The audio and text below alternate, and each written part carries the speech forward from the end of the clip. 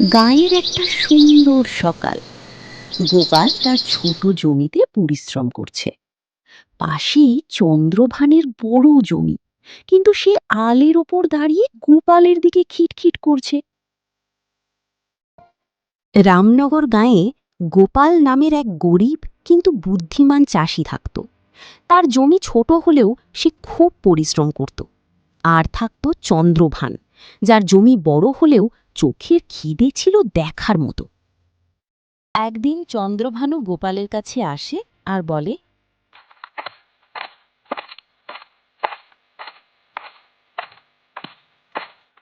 হ্যাঁ রে গোপাল, তোর জমিতে এবার সর্ষে গাছগুলো এত সুন্দর হলো কি করে রে? তুই নিশ্চয়ই কোনো জাদু জানিস। জাদু নয় চন্দ্রভান দাদা, এটা হলো ঘাম আর ভালোবাসা। তুমি তো শুধু টাকার পাহাড় দিয়ে জমি ঢেকে রাখো, ফসল হবে কি করে? চন্দ্রভান মনে মনে রাগ করে।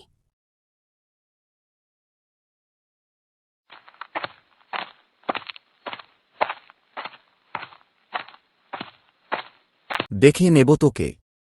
তোর এই জমিটা যদি আমার হতো, তাহলে আমি রাজপ্রাসাদ বানিয়ে ফেলতাম।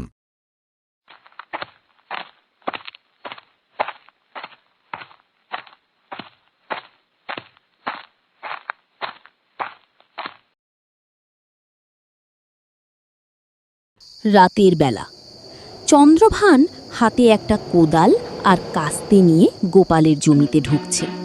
সে গোপালের জমির সব সর্ষে গাছ কেটে নষ্ট করে দিচ্ছে। হা হা হা, গোপাল, তোর এত দেমাক! এই নে তোর সর্ষে গাছ, সব কেটে সাফ করে দেব। দেখি কাল সকালে তুই কি বিক্রি করিস।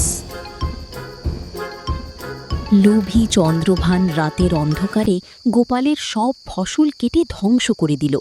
কিন্তু সে জানত না, গোপালের কাছে প্রতিটি সমস্যাই হলো একটা নতুন সুযোগ।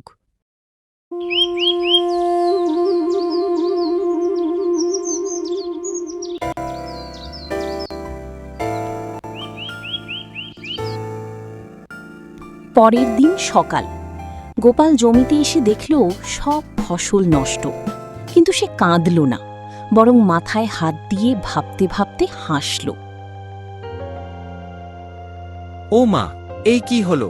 আমার সব সর্ষে গাছ কে কেটে দিল? আহা, যেই কাটুক না কেন, সে তো আমার উপকারই করল।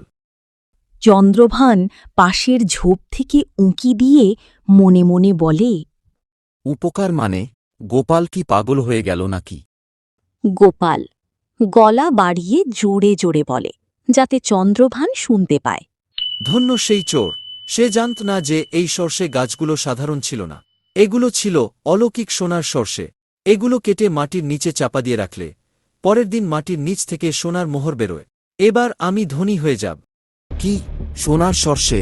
আর আমি কিনা এগুলো কেটে ফেলে রাখলাম? না, এই জমি যে করেই হোক আমার চাই।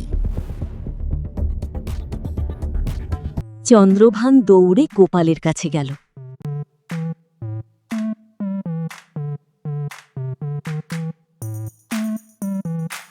গোপাল ভাই, গোপাল ভাই!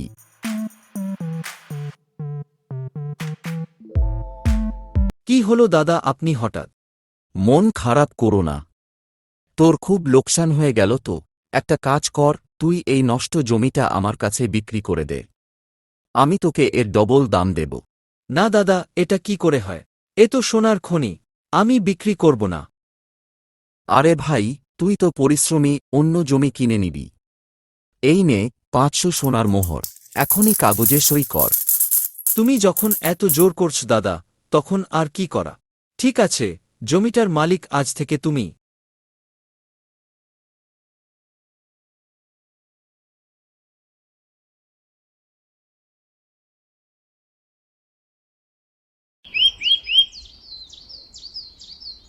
পরের দিন সকাল, চন্দ্রভান বড় একটা ঝুড়ি নিয়ে জমিতে এসেছে, মাটি খুঁড়ে সোনা খুঁজবে বলে। পুরো গাঁয়ের লোক সেখানে জমে গেছে।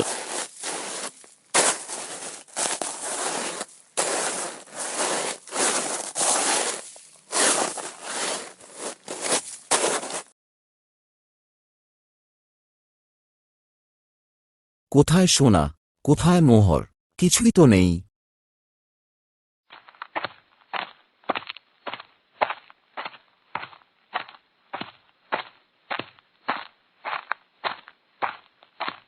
কি রে চন্দ্রভান, সকাল থেকে পাগলের মতো মাটি খুঁড়ছিস কেন? মোড়ল মশাই, দেখুন, গোপাল বলেছে এই মাটির নিচে সোনা আছে। গোপাল হাতে 500 মোহরের থলি নিয়ে এন্ট্রি মেরে বলে,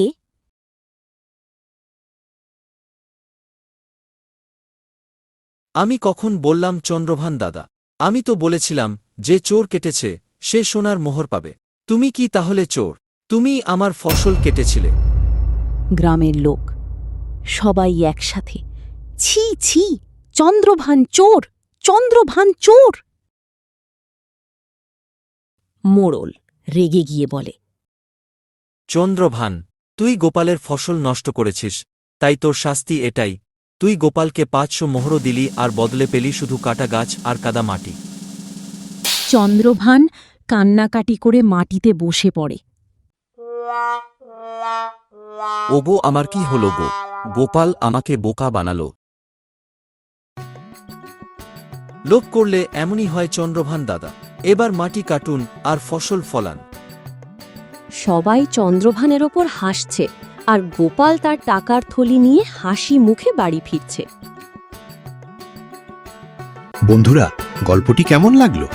লোভের ফল সব সময় তেতো হয়। আরও এমন মজার কার্টুন দেখতে চ্যানেলটি এখনই সাবস্ক্রাইব করুন আর লাইক শেয়ার করতে ভুলবেন না।